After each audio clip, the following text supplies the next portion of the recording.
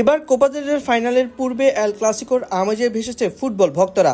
Real Madrid referee বদলানোর appeal, press conference এবং training session বাতিল যেন এবারে এল ক্লাসিকোকে ভিন্ন এক উদ্বোধনা দিয়েছে। এরপরও কটক ভক্তদের উগ্রতা এই ম্যাচটিকে নিয়ে গেছে অন্য এক উচ্চতায়। মাঠের বাইরে উত্তাপ ছড়িয়ে পড়েছিল মাঠের ভেতরেও, খোদ খেলার মাঝে। এই উত্তেজনার রেশ ধরে রেফারির সিদ্ধান্তে নারাজ হয়ে রেফারির দিকে আইস ব্যাগ ছুড়ে মারেন রিয়ালের জার্মান ডিফেন্ডার অ্যান্টনিও রুডিগার। এই অখেলোয়াড় সুলভ আচরণের জন্য দেখেছেন লাল কার্ড। যদিও নিজের ভুল বুঝতে পেরেছেন রুডিগার, চেয়েছেন ক্ষমাও।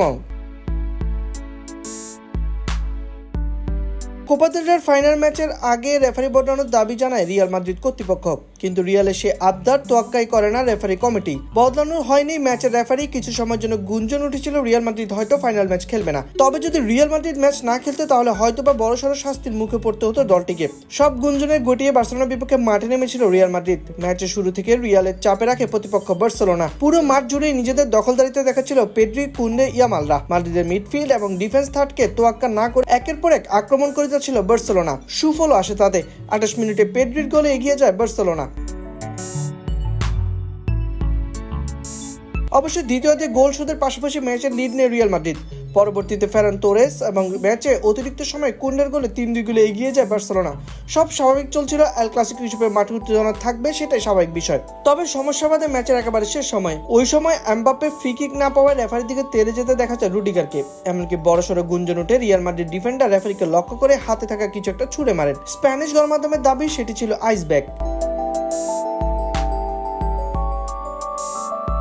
এমন অখেলোয়াড় সুলভ আচরণের জন্য বড় শাস্তির মুখে পড়তে হচ্ছে রুডিগারকে। সেটি হতে পারে 4 থেকে 12 ম্যাচ পর্যন্ত ব্যান, অনুশোচনা কিংবা শাস্তির হাত থেকে বাঁচতেই তাই ক্ষমা চেয়েছেন রুডিগার। সামাজিক যোগাযোগ মাধ্যম ইনস্টাগ্রামে তিনি স্টোরি পোস্ট করে রেফারির কাছে ক্ষমা চান। রুডিগার তার স্টোরিতে বলেন, গতরাতে আমার আচরণের কোনো অজুহাত নেই, আমি এজন্য খুবই দুঃখিত। আমরা দ্বিতীয়ার্ধ থেকে খুব ভালো একটা ম্যাচ খেলেছি। 111 মিনিটে আমি আমার দলকে সাহায্য করতে পারিনি এবং শেষ পাশের আগে আমি একটি ভুল করেছি। আবারও রেফারি এবং সকলের কাছে ক্ষমা চাইছি যাদের আমি গতরাতে হতাশ করেছি। তবে এখনো শাস্তির সংখ্যা কমেনি। ক্ষমা চাইলেও এখনো শাস্তির মুখে পড়তে হতে পারে রুডিগারকে। রুডিগারের এমন আচরণ তার জন্য কিরকম শাস্তি বয়ে আনে তা শুধু সময় বলে দিতে পারবে।